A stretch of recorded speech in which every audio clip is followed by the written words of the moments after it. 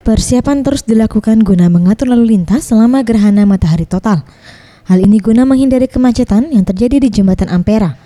Menurut Riki Junaidi, Kasat Pol PP Sumsel yang ditemui pada Selasa 8 Maret 2016 mengatakan, pada saat terjadinya gerhana matahari total, Jembatan Ampera akan ditutup mulai pada pukul 24 waktu Indonesia Barat sampai pukul 10 pagi.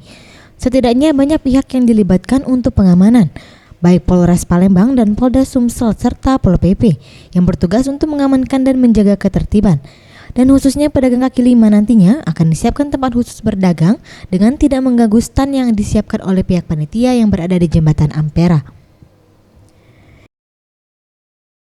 Jam 12 sampai besok pagi jam 10. Kerjasama dengan bukan Pol PP sendiri, ada di kepolisian, dari TNI turun terlibat semua. Jadi rencananya besok kalau memang ada tamu-tamu dari luar akan disiapkan salkat bus mulai dari Ampera, mulai dari Caritas. Ia menambahkan untuk area parkir pengunjung sendiri akan berada di depan Masjid Agung dan telah disiapkan jalan alternatif. Hal ini dilakukan guna mengurangi kemacetan yang akan terjadi di Jembatan Ampera.